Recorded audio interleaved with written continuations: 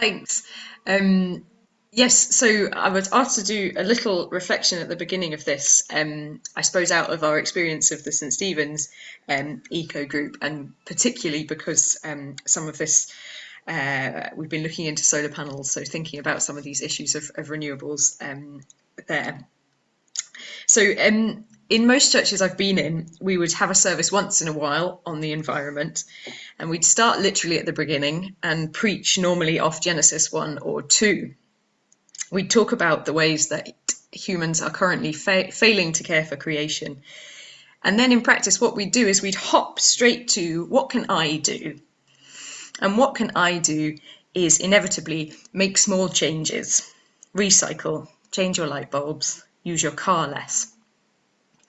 Now, all of this is really important, and it's a really key part of the Eco Church survey that we'll have been doing with our churches. But I think that there's an awful lot that we miss when we kind of hop straight from Genesis 2 to plastic recycling. It's as if we open this big climate box, just a crack, and we see these big emotions that are raised for people. We see this anxiety and grief. And we're scared that further down in that box lie apathy, perhaps divisive politics and despair. So rather than getting stuck in theologically, we jump straight back into this narrative of small changes. Do not be afraid, we say. Wash at 30 degrees and you'll feel much better. So when I called the first St. Stephen's Eco Church meeting to look through the A Rocha survey, I was expecting to be very much in this very practical realm. Obviously, by its nature as a survey, it can be quite tick-boxy. So I was really blown away in that meeting by the emotional depth and honesty of the conversation. It was as if we had suddenly really allowed people to open the box. And I think what came out was a need to approach this surpassing issue of our times, not just as consumers making individual lifestyle choices, but as whole people, people in community and relationships, people with hopes and faiths and fears, and people with voices and votes. And I think churches are a really good space for this conversation because we don't have consumers, customers, or clients. We deal with whole people. It's a space where pastoral care and practical action naturally sit side by side.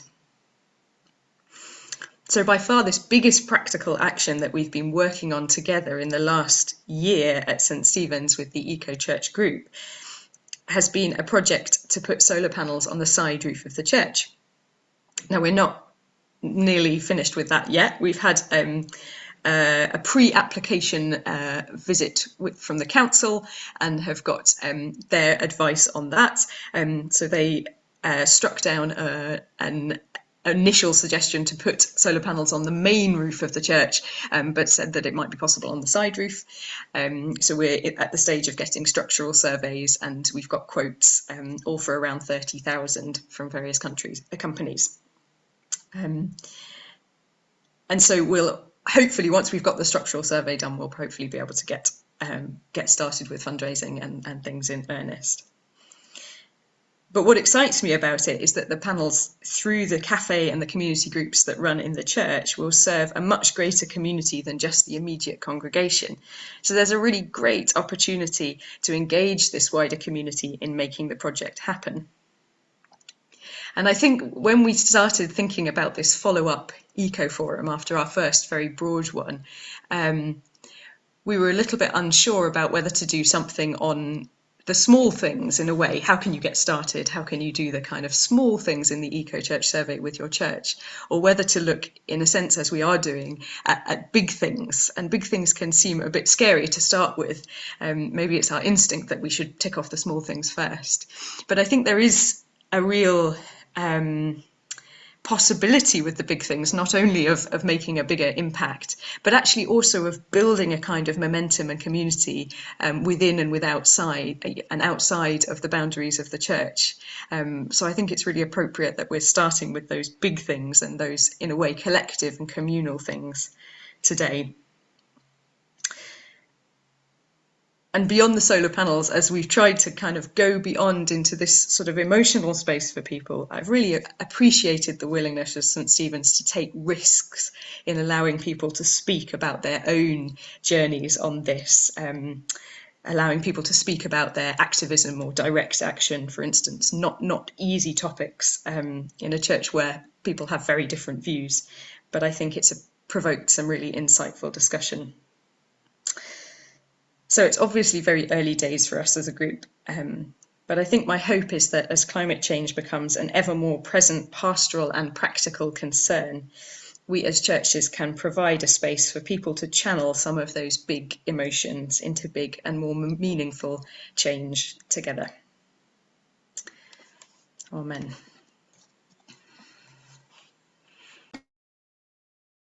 Anna, thank you so much.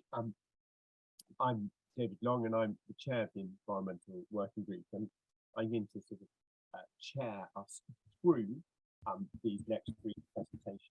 And I'm so pleased that Hannah brings her presentation, which part of which she gave at a good breakfast to Bishop Powell a few weeks ago on the environment, and had us more deeply thinking about that depth that we need to go as we look at this topic, at the issues before us, as well as as she said then, looking more how we engage outside the church. The first of the three presentations is going to be from Nick Cannon, who is our new DAC secretary. So we do welcome you as well again to the diocese. Nick, it's lovely to have you with us this evening. I'm really looking forward to hearing from you. Then we will have a presentation from Peter Nichols, who will talk about what he has done at Pebble, before we return back to Hannah, who is going to talk to us about solar panels. Each of the presentations will last between about 5 and 7 minutes, and then we'll have 5 to 7 minutes of questions. We're going to try and be quite strict on times. If you have a question that you feel we didn't answer, or please just pop it in the chat. We will try and come back to you at a later time, but we're really keen to finish by 8, if not before. So, Nick, over to you. Thank you very much, David. I'm very pleased that you've invited me to contribute to this. I'm very new to this subject, and it's I won't claim to any expertise. However, at a recent conference of DAC secretaries, we did sort of pool the collective knowledge of DAC secretaries across England on this subject, and a paper has been put together which of tips and advice, which I'll circulate through David after this meeting. I just want to touch on 4 subjects very quickly. First is about energy supply. The second is about what are called soft changes that you can make in the church for energy security and reducing carbon footprint. The third is about what's called hard changes, technical changes, and the fourth, very briefly, about the faculty system and where the legal angle comes into this. Energy supply, the prices are going up quite radically at the moment, and a lot of churches are really feeling the squeeze. The first step in looking at energy supplies is to make sure you're not paying excessive bills, and any church that's not actually renting out its premises shouldn't be paying the climate change levy and shouldn't be paying more than 5% in VAT. Suppliers, it's difficult at the moment to change suppliers, but when contracts end, I'd encourage you to look at the parish buying scheme. The parish buying scheme has now got, it's I think 5,700 meters, sometimes more than one per church, into it, but they have the advantage of buying collectively, so securing electricity supplies collectively. All the supplies are from UK-based renewable sources, so you don't end up inadvertently subsidizing President Putin. They get a wholesale price, and the contracts are negotiated by the parish buying scheme. Their energy basket is very competitive. Most parishes that go in with them stay with them, and they also run a national oil scheme. So this is one way of looking at the bills. and this is a possible way forward for those that are not already in the system. Second thing is soft changes, changes in behaviour or changes in the furnishings of the church that can help you save energy. And these are things like using cushions, so people are not in contact with cold surfaces, wall hangings, curtains and doorways, draft proofing the church, turning off radiators before the end of the service, and relying on the residual heat as the service continues. There's a question of maintenance, checking for drafts, checking for windows, window cracks, and generally trying to sort of proof the church against to minimise energy use. The other aspect is hard changes, and a survey was done in London a few years ago, which said that the single most effective way of reducing energy usage in a church was to go over to LED lighting, and this is something like 5 or 6 times more energy efficient than using tungsten bulbs. So where that's possible, and it is in most cases, that's a very effective means of saving energy and reducing the bill, but also reducing the carbon footprint.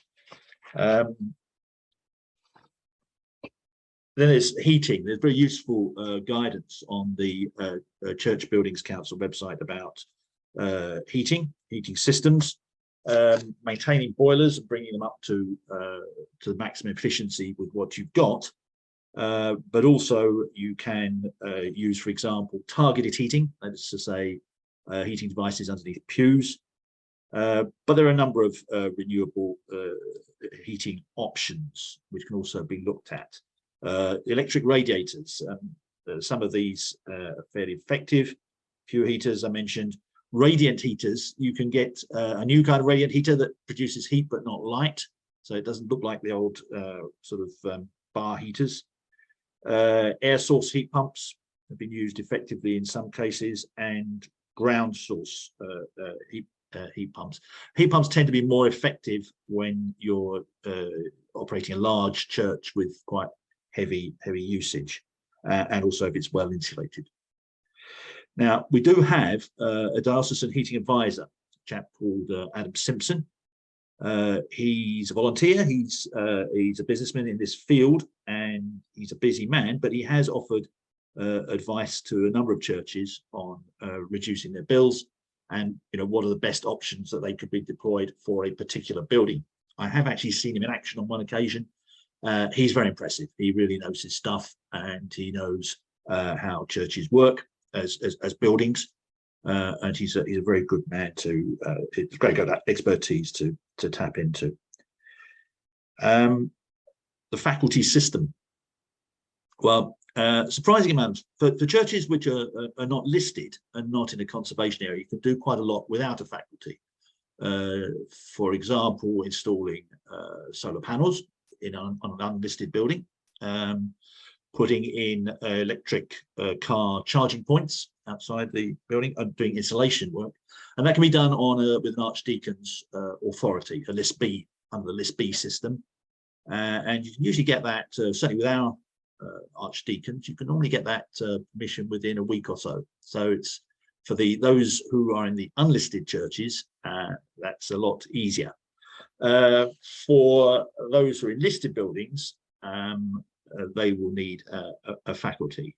And for solar panels, Anna will probably talk a bit about this later, but the key to it really is following the Church Buildings Council guidance, and it's any application that isn't consistent with that guidance will have a considerable difficulty. And normally, as Hannah mentioned earlier, we expect applicants to get their planning permission from the local authority first before putting in a faculty application.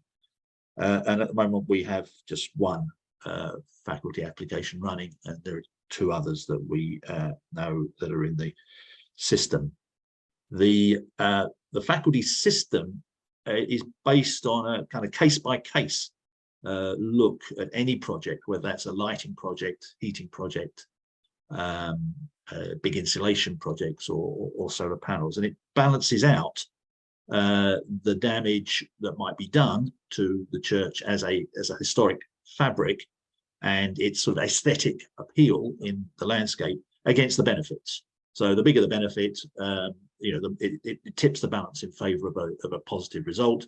If the benefits are not so clear, then it tips it away. And it's an area where heritage partners do have quite a say. So I think that's, as I say, I'll circulate a paper afterwards, which sort of encapsulates some of these points and gives quite a wide range of tips and contacts. And so that's all I have for the moment. And unless anybody's got any questions. Thank you, Nick, very much. Can I have just any questions for 5 minutes or so? Great. Nigel. Thank you. Yeah, just a quick point. Totally take the points about insulation and so on, but clearly there's a balance to be struck, because with old buildings you need air circulation as well, don't you? Mm-hmm. So I don't know if you've got any comments on that, Nicholas, but it's particularly important, I think, in a church like ours, Flint and so on, with a damp problem. We need air circulation as well as heat, don't we?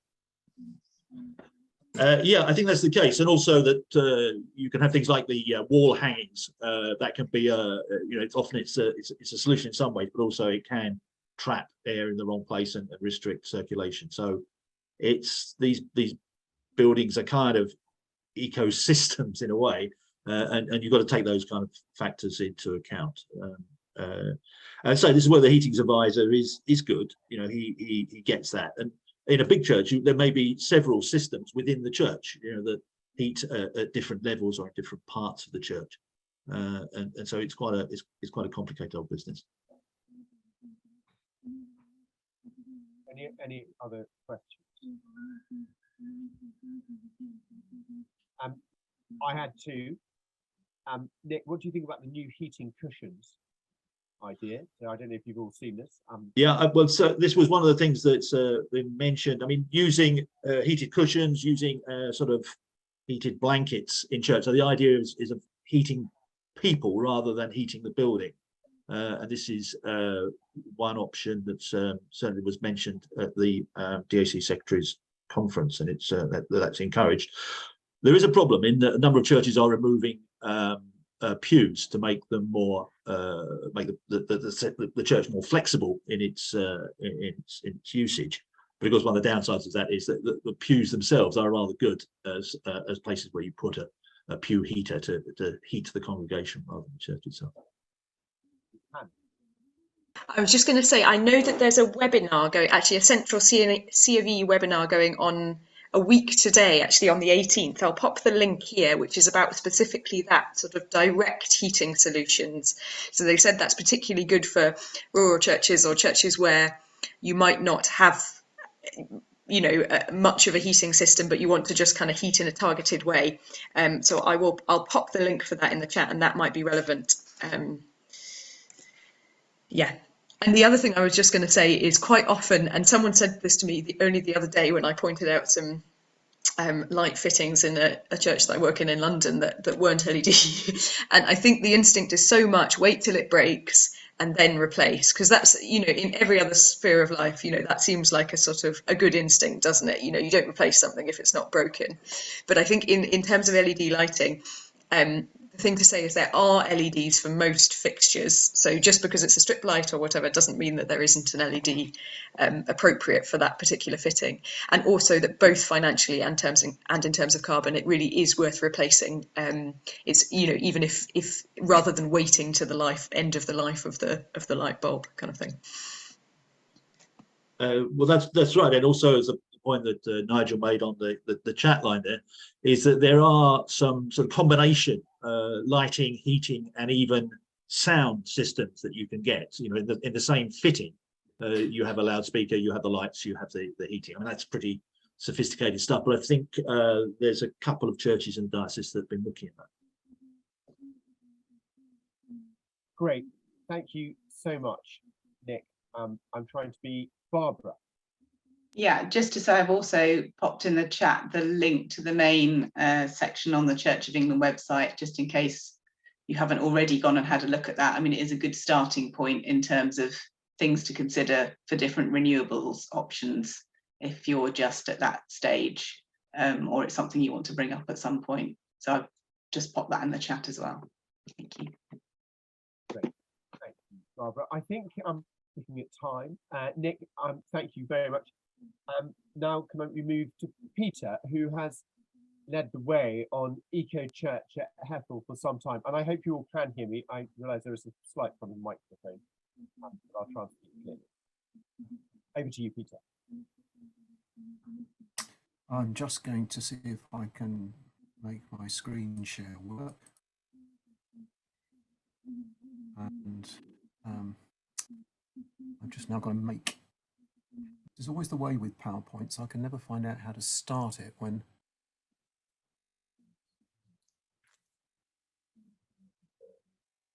I'm covered over the, oh dear. Do you know how to? You want to go to slideshow? I want to go to slideshow, yeah. And from beginning. From beginning. From beginning. Thank you. I normally use the little bottom. That's the trouble. Okay. I'm going to try and rattle through a few slides. There's Hethel Church in the middle of nowhere. Very rural, very small congregation, very small parish group. The population of the parish is only about 50 or 60 people. That's what it looks like inside. So it's actually quite compact, which is a good start for us. I was asked to say where my Eco Church journey started, or the church's Eco Church journey started. And I think it's here, actually. That's a picture of the churchyard in June. It's been carefully managed for wildflowers since about 1990. Through a regime of cutting at the end of August, dragging off all the herbage to keep the soil poor, and carting it away. And we just do that once a year. And we have a signature species, the pyramidal orchid, which has gone up from about 20 spikes in the 90s to nearly 1,000 now. And that's a real indicator of what can happen through careful management. And that was actually my first mother-in-law was really instrumental in that. So I can't really say it was me, but I was aware of it. And it kind of kept us on the right paths, really. So the journey to Eco Church started there. And personally, I mean, I find that personally, I've got to be invested in this. And for me, I was reading stuff like Small is Beautiful in the 70s. I dare say some of you were, if you were born then, which some of you weren't. Rich Christians in an Age of Hunger. I was born just after the war, so thriftiness was part of my home. I had 4 kids under 5 on a single income. You don't have a lot of choice, actually, but to be thrifty in that situation. And I've always passionately believed that it was a feature of discipleship.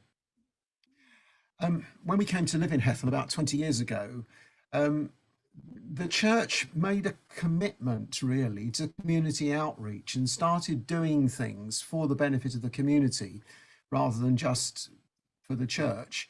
And because we're in a rural area, it wasn't surprising that some of those things had a rural connection, and you can immediately see the Eco Church connection. Things like Sunday rogation, harvest time, all heavily, as well as we could, publicised outside the church. We wanted to up our game. Sort of 2012, we started moving towards a kitchen and toilet, which we achieved by the end of that time. We spent a lot of time looking at toilets that were composting, but were persuaded actually quite by the diocese, by the DAC, not to do it.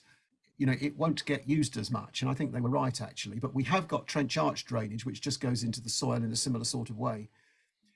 We started picking off another number of easy impacts.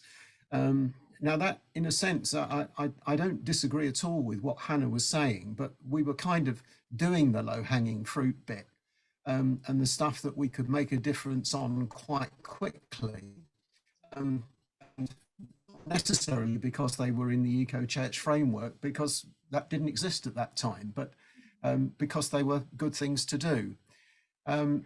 We had a huge sustainability weekend in 2016, which frankly was a bit of a flop. I think I've learnt over my life that you can miss the mark by being too early as easily as by being too late. And I think in that case, we were too early. But it was very good for those of us who were involved.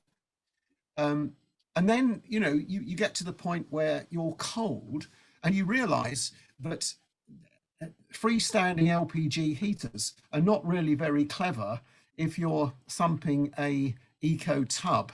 They weren't very effective, they were expensive to run, and they were totally incongruous with what we were doing. And we also wanted to make the church more useful for other events. We got a kitchen and a loo, we hadn't got heating, we hadn't got parking, we hadn't got sound. So that was the trigger, really. You've probably seen this quote, but to me it's very important. Justin Welby said that, and it's not just words, it's got to be actions. I would say for more than one reason. We cannot preach if we don't act. And what we do actually does the preaching for us. And that's just as important, I think, as the actual impact of what we do. What sort of heating? Well, is unlike St. Stephen's, which is pretty much open 7 days a week. We're only open for one service a month. We have occasional specials, maybe one extra service a month. And we were looking at the time to open up the hospitality side, but not continuous at all. It doesn't make any sense to have underfloor heating that takes 2 days to heat up and another 2 days to cool down. So we ended up with thinking about instant impact rather than 24/7. For us, the #1 principle was that sustainability must rule over cost. We were driven by principle, on the one hand, theological principle, and on the other hand, sustainable principle. So even if it was too expensive, if it was the right way to go, we had to go it. And that means really, you've got a couple of choices. You've got to go down the biofuel route, or you've got to go through electricity generated from renewables. And that's all. I can't think of any other options. Biofuel, I'll just whiz through these. I don't know whether anybody watched the Panorama programme on the 3rd of October about the Drax power station, where what they were doing was exposing all the so-called sources of waste wood that were being used. In fact, it was virgin forest that was being chipped from Canada and shipped across the Atlantic to fuel Drax. And that seemed to us very much the issue to do with biofuel. So I really wanted to show this graph because I think it's very important, actually, and you don't often see it. I tried to find, that's dated about 2015. I tried to find an updated version and I couldn't. But what it's saying is that all the energy that we use, whether it's gas for heating or fuel for cars or whatever, those are the sources. Now look at how small the proportion is of electricity. And by 2050, if we are going to be zero carbon, that proportion of electricity has got to be 3/4 or more. And what it means for me is that anything we can do in the short term to move our energy consumption to electricity is good, because it's contributing to that. And of course, the electricity's got to be renewable. Electrical heating systems, High prices driven by coal and gas power stations. Small churches may only have a single phase power supply.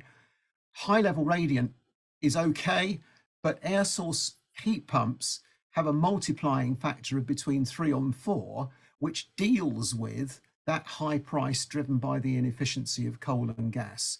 You can see I'm going faster and faster. Where we are now is that we've had it since 2018. Visually, it's much better than anticipated. I'll show you a couple of pictures in a minute. The compressor units on the chancel roof are barely audible. The heaters in the church, I have to say, are noisier than we anticipated, looking at the data sheets and that sort of thing. And so we do have to turn down to a kind of 2 on a scale of 4 setting if it's a quiet service. The measured running costs are no higher than expected. Probably at the moment, with fuel costs having doubled, we're still paying about £4.50 to £5 an hour to heat the church, which I would say is incredibly reasonable for space heating on that. And subjectively, we're warm, we're not toasty. You don't, strip down to your t-shirt. And it is noticeable that in a church with a stone floor, the cold from the floor is very hard to overcome. Mulbarton, our sister church down the road, has installed them at the same time as we did. They have got wooden plinths in the church. It makes a big difference, particularly at ground level. But otherwise, it's great. You do get less output in cold conditions. That's to do with the technology. You can't overcome that. It's to do with thermodynamics. But nevertheless, you feel the warmth more in cold conditions. So it's not bad. Overall, we're very happy. There's the installed system. If you look top right, you can see a heater there. That was a harvest meal in mid-late October. Everybody very happy in there. There's a heater. There's another one there. Close up, and those are the blowers on the church roof. And what's wonderful about, I love telling this story, a few years ago DACs had a very bad press, and everybody said, oh dear, don't get the DAC involved, they're just professional naysayers. Well, I've not found that to be the case at all, and I know that the chair is here tonight. And it was actually a DAC initial visit that said, had you thought of putting the compressors up on the roof? And we hadn't, and it was a brilliant idea. Not too bad outside. That's all you can see outside. It's not pretty, but it's around the back of the church. And what were the challenges? I was asked to say something about that. Time. Hannah, you've got a committee. I think you should. That's wonderful. We're not big enough to have a committee, but you do need a champion to drive it, I think. And if you've got a team, that'll make a huge difference. A challenge was right, without much in the way of precedent. I could talk all day about that. The DAC were helpful. Secas for us were unbelievably patient. Natural England were, I probably said enough by saying there. You can read between the lines. I think what I found most difficult was their inertia. Trying to get any answer out of them was very hard indeed. The funding took time and effort, but wasn't difficult. And I just made a reflection: in Ukraine, believing in what you're doing is a powerful motivator. And I think that's the case for those of us that are involved in this sort of movement. If you want more, I've got a fuller PowerPoint on our A Church Near You website. And I was asked to say something about funding.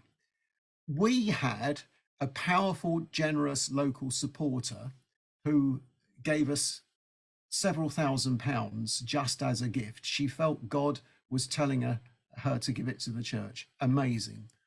We did quite a bit of fundraising ourselves, and we got about £4,500 from the British Airways Carbon Fund, which doesn't exist anymore. How would I suggest others do it? Well, you know, if you do your homework on the diocesan grant finder, and you know, just praying and letting your needs be known in the community can actually have results. So there we are. Peter, thank you. 7 minutes, but I went as fast as I could.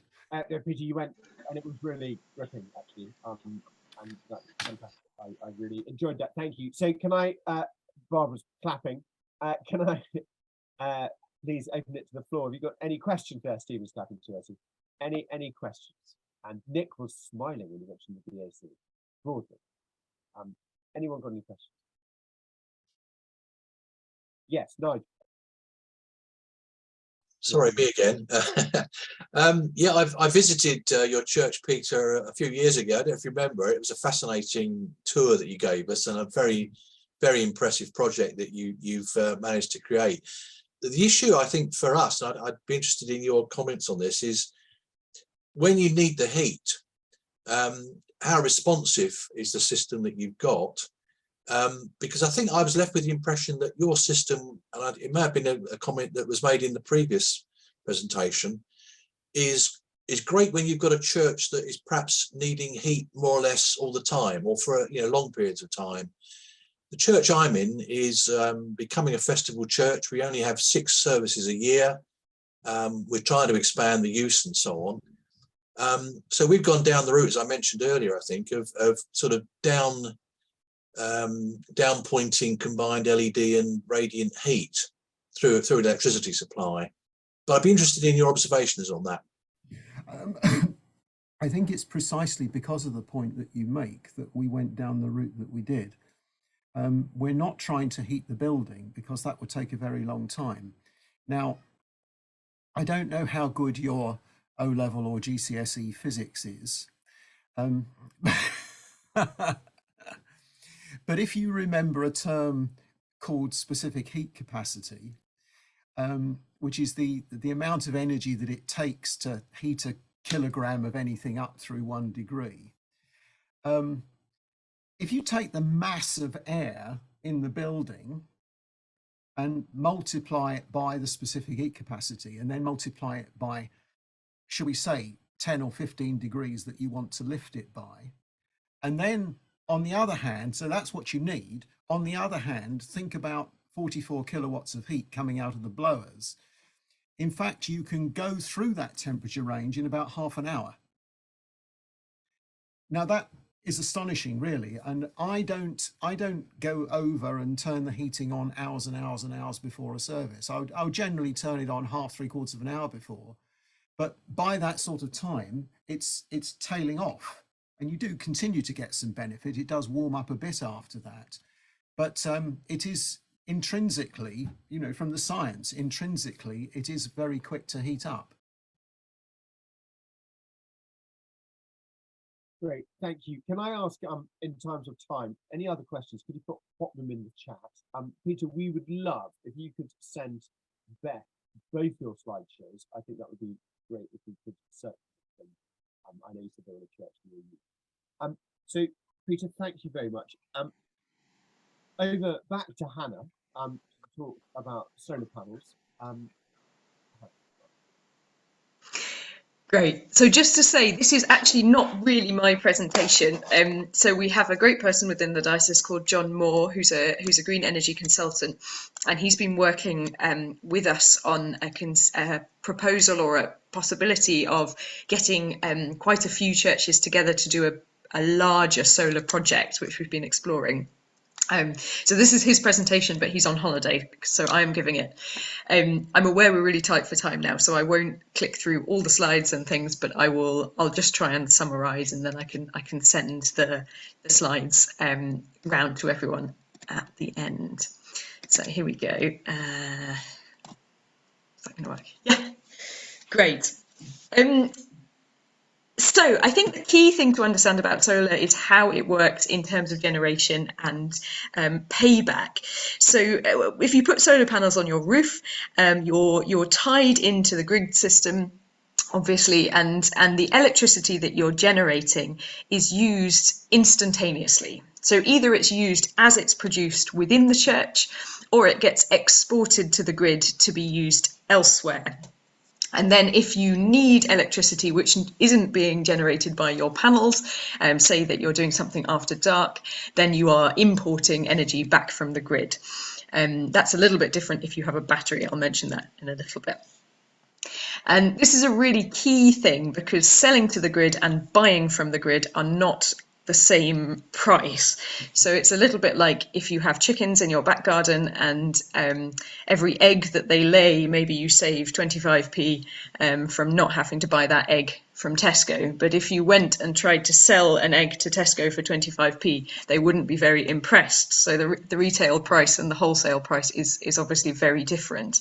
And so the key thing in determining whether there's a good financial or a good commercial case for solar panels is how much of the electricity can be used as it's generated on site, because electricity that you export to the grid is about a third of the price of the energy that you buy back. So if you can save, so here it is here, import costs about 34p.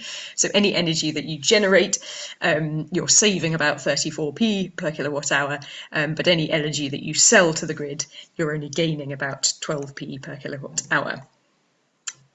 So what that means is that if you're considering putting solar panels on your church, it's really financially viable in a situation where you have high daytime energy usage. So if you have a cafe, or if you have baby groups or things going on during the daytime in the church, then you'll find that there's a really good sort of commercial case. It's a good investment financially to put solar panels on the roof. I think it's really worth keeping that very distinct from the carbon case. Any solar panels that you put on the roof, any generation that's going on, will essentially offset your carbon use as a church, even if that's not exactly energy that you're using, if that makes sense. So basically putting solar panels on your roof will be a very significant thing to do environmentally in terms of carbon saving, but in some cases it will be more or less financially a good investment for the church. So if you're in a space where you don't have daytime energy usage, solar may not be the most obvious option for the church. And one of the things that we've been looking at is to whether there's a capacity here for churches to team up with other local buildings. So perhaps in a village you might have a church that isn't used very much, like we've been talking about with Hethel, but maybe there's a village hall down the road that has a lot of daytime groups that meet there, and there might be capacity for a church to initiate a project like this and to kind of join together with the village hall in fundraising, and we've been thinking about the ways that might be a really good sort of community outreach project for the church as well, and very much counts then towards the church's net zero goals, even if the church itself isn't using the electricity. Obviously it goes without saying that heritage issues can be problematic, although I think that is shifting over time. One thing that it's worth saying then that is that solar can offer a return on investment, and one of the things that we've been kind of looking into within the environmental working group is whether a number of churches could band together and put on solar all at the same time and fund it through a kind of community investment model. So encouraging parishioners and people in the community to invest for a modest return rather than just give donations. That's a very established model. Community, you can look into Community Energy England, and actually generally doesn't struggle to raise funds. But it would be something that would only work at the scale of quite a few churches together rather than an individual project. Yeah, so churches, I suppose there's two options there. There's looking into solar on your own building, or looking into maybe teaming up with another community building, which can still count towards our net zero goals. Sorry, I'm just, this is not at all how I intended to give this because I know we're to press for time. So I'm going to click through that. So I think what we're interested in at the moment is to hear from churches that are considering solar panels for their roofs. We'd be really interested to know whether there are other churches in the diocese that are considering that, so that we could perhaps build a bit of momentum around a larger project. But I think it's also really worth thinking about whether there's a good potential community building in your parish. In particular, if your building, if your church building is Grade 1 listed or doesn't have roof that isn't visible from the floor, and things like that, it might well be easier to go down a route of a less important building heritage-wise. So we'd love to hear from you, basically. I was going to say one more thing. Sorry, that was a very short run through that. Go on. I'll be short at the end. Say your last thing. No. No, that's fine. I was just going to say, I said at the beginning that I'd come back to batteries. I think batteries can make sense if you have more consistent evening usage. So if over a day you could use a reasonable amount of the energy that you're generating, but you'll use it more in the evening, then batteries can make a lot of sense for that. And the other thing I was going to say is, it is, if you are in any doubt about the pattern of usage and the financial case and things, companies can do that for you really quickly and will do so for free as part of a quote. So it is worth getting a quote from a company, because they will be able to calculate those kind of things as part of their quoting process. Thank you very much. Sorry you rattled through that. We have one or two questions, and of course put other questions in the chat.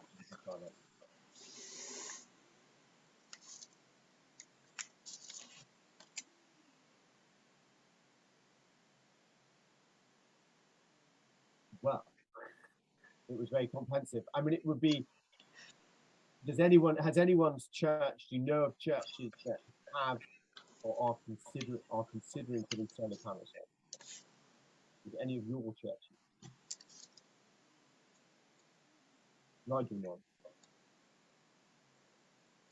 one. Not my own church, but as you probably know, Corston, with Andrew Whitehead, is looking at this idea of a community electricity generation scheme, which obviously would involve solar panels, not just on the church, but in other places as well. It's early days, but I know he's very keen to develop the thinking on that. Yeah, we met him actually recently, and yeah, linked up on that. So it was really great to hear that they'd also been thinking about that. I think the key thing is, I think it's absolutely doable, but it just needs some scale. You couldn't do it at the level of an individual project. But it was really exciting to hear that some other people were kind of thinking along those lines. And I think that's one of the really key points. If you're worried about doing it on the church, where else could you do it in the community? That's really interesting. Hannah, thank you so much indeed for that. And we will put the presentation, we will make sure that's circulated as well. So if you think there are others who would like to see it, please do circulate it through, and the Environmental Working Group would always be interested to hear what your project is and to see how we might be able to support and help you in that. So I'm really grateful, Nick, Peter and Hannah, for all the time and effort you've put in and to making yourselves available this evening. I'm really grateful, and to all of you for attending. I just want to use one quick moment. As the chair of the Environmental Working Group, I spend a lot of time effectively watching a lot of traffic among the other dioceses. And one of the things that's come to my attention is the energy footprint tool. And a very quick straw poll of those of you who are present, who has used this when the energy footprint tool on their parish returns? Has any of you used the energy footprint tool? Daff, anyone else? Okay. What I will do is we will put some information, I think, onto the Eco Church, and we'll send out an email about more on the energy footprint tool. It's very important as we work out our base carbon line. Thank you very much.